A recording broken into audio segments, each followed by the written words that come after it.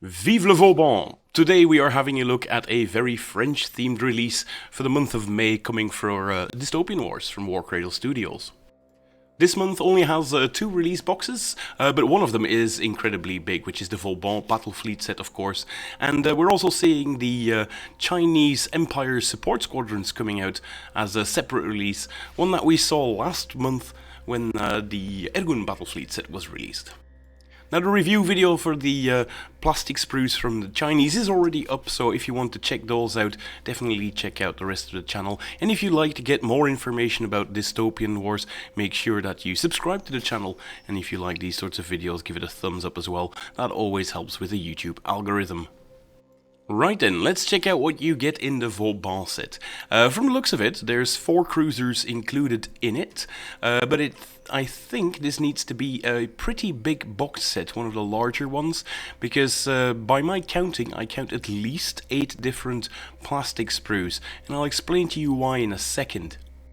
When we're taking a close-up look at the actual Vauban class, the Skyfortress itself, it is pretty obvious that it is made up of 4 identical parts, which, when we're looking at the plastic cruisers that can be built in this set, pretty much looks like the front end of those cruisers, but you just use 4 of them for each side of the Vauban itself, which are then connected to this large resin bit that goes into the center, and of course has a couple of plastic weapons at the top. From the looks of it, 4 of them to round things off. And yeah, I really like the resin design as well. It has this very cool sort of Star Fortress look to it, along with that that classic dome that you can find on many of the Alliance ships as well. The fact that they are 4 identical parts really shows when we're looking at the backside of this ship, because not a lot has changed. You're just looking at the backside of the top dome, but other than that, this perhaps is one of the most symmetrical models they have released yet, except for maybe the Zanmadao Sky Fortress, but that one was also made up with 4 plastic sprues, and it looks like this Vauban is pretty much following along with that. Now, having said that, I don't think this is a bad idea per se, because I really do like how the different Frelon bombers, which is the thing that they launch, are sort of stacked on the sides. They've got them with the folded up wings, which they even mention in their lore bit as well, that they are so massive that they require this. And yeah, it looks really, really good. I mean, you get the nice detail from all of the different ships from the Alliance, which is always very tricky to paint, mind you, but when you pull it off well, it just looks great. It looks very rewarding to do so. And from the look of it, it also has a couple of underslung weapons that you can see on the artwork of the Vauban as well, which looks really, really cool. Now, in case you're relatively new to Dystopian Wars, the Vauban used to be in the Alliance Orbat. There were days when there were a few Easter eggs in the Orbats to sort of give people an idea of what was coming up, which is why this release is so hotly anticipated by a lot of people in the community. It was in there for quite a long time, but then they removed it because, well, it was a bit more confusing for newer players, having a bunch of models in there that didn't, or rather rules in there for models that weren't released yet, so they decided to do away with it. And also to sort of keep you guessing a bit more, I suppose, of all the things that are going to be released. But the Vauban was one of those models that was already in there. Now, it looks like in the box set you're at least getting 2 sprues of the Chasseur levant type of sprues, which has I think the name is the support sprues for the Alliance, if I'm not mistaken. But yeah, we know these. Those are the 2 more modern and more recent, lore-wise at least, sprues that you get. You can build 3 different variants in there. The first one being the Chasseur, which is the one that comes with broadsides. This is more of a skirmisher that generally wants to either hang back in medium range if you go for a full gun battery loadout, or wants to get up really close and personal if you opt for the Heatlands build that they have gone for in this one. But usually when you go for the Heatlands build, it's not uncommon to swap it out for a Solex generator as well when you do that. Now the other two options are also the Furieux class Grand Corvette. This one is a support ship that has a bunch of angry French legionnaires in drop pods mounted into it, so it loses the broadsides but gains a very effective assault option. And yeah, this one is also quite a cool option to have because you can attach it to any flagships or some extra sort of up close and personal assault oomph. And of course there is the Volière class Levant support carrier, which is the traditional SRS launcher, and I expect that you get 2 of this sprue at least to get the SRS tokens that the Vauban can launch, because the Vauban is a flagship that can launch a new type of SRS tokens, the Frelon bombers that I already mentioned, and classic SRS tokens as well. Now, why did I mention that you probably will get 8 plastic sprues in there? Well, 2 of them will be the sort of older Levant support sprues that you get in there, and I imagine there are 6 of the new plastic sprues in there.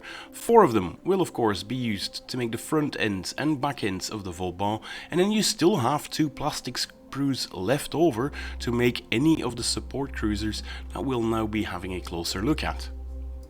Now these were once mentioned in an Orbat. I'm going off the top of my head, but if I'm not mistaken, the first one was the Dieppe class Levant cruiser that has this very cool thing. I wish I could get a closer look at it at the bottom here, but if I'm not mistaken, that is actually a Solex generator that you put on there to give it a very powerful heat lance option. And yeah, I really do like this model because when you're looking at it from the back, it has that sort of Tour Eiffel type of deal at the back, which is something we also saw when they did the Couronne flagship. And I do like how this is so very, very obviously French, along with the dome mounted on top of it. I think this looks very cool, even though the lore states that these are slightly older designs and slightly less sleek than the modern version. The other build option is the Alma class support ship, and if I'm not mistaken, this was a repair ship that you can make out of it. It's slightly less armed.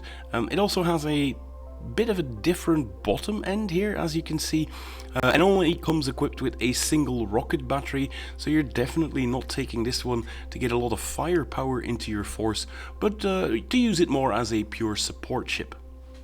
And speaking of support ships, the third option is the Gascony class supply ship. I'm guessing it has the supply depot to rearm some of your limited weapons, although I'm not entirely sure if the Alliance has a lot of those. But yeah, we'll see. It probably has a couple of cool support options or support rules in there as well. And yeah, it'll be a choice between the Alma or the Gascony to see which fits your bill, or your build, I should say, best. And then finally we have the Marseille class bomber carrier. This one definitely looks closest to what the Vauban has, with that front end that is used 4 times on the main bomber. But you can also have a big Vauban token here at the back.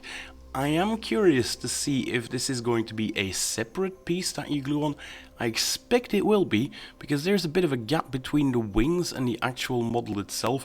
So if you're so inclined and you're one of those people who likes to make their own SRS tokens where the actual flying models are above sea level, if you will, I think this is going to be possible with the Marseille bomber carrier parts, because, well, you will not be using 4 of them after all if you're building the Vauban, so that's always nice to see. In addition, you will also probably have a bunch of leftover top bits here, and that is always very nice to spruce up your terrain. If you want to make some Dystopian Wars terrain and you want it more themed for your own faction, it is super nice that you're getting a bunch of different plastic elements that you won't be using anyway if you build these big sky fortresses. It remains to be seen, of course, how easily these things can be magnetized, but from the look of it, this decking just sort of goes on top of the existing ships, so it might be possible to sort of have a bit of flexibility with these sprues, although to be honest, at the end of the day, you usually get so many of them that I don't really bother too much with magnetizing unless it's really, really obvious. Speaking of, I don't know what the pricing is yet of these things, but this might just be one of the most cost-effective ways as well to get your hands on a lot of Alliance plastic sprues. Even if you decide not to build the Vauban, still getting 8 sprues usually is at a pretty good discount if you buy the big box. So even buying this box set twice might not even be a bad option if you really are going to go heavy on your Alliance French force. Now, of course, because there are some of the original Levant support sprues in there, I should say, you will get your hands on 2 of these submarines as well, which can be built with either magnetic bombards, or you can go for the slightly more aggressive Siren class attack submarines, which comes with heat lances.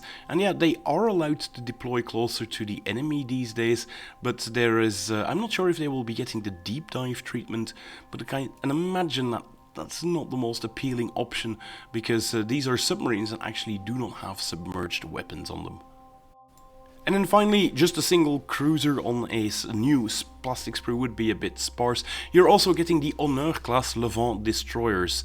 That's right, you'll be getting Levant destroyers on them, and it looks like these are the type of ships that are dead easy to pilot, with 2 smaller weapon turrets, I should say, in the front. Now this one comes equipped with rocket batteries, and I think it's a good thing that you're getting some of the original plastic sprues on there, because I'm not entirely sure what the loadout will be.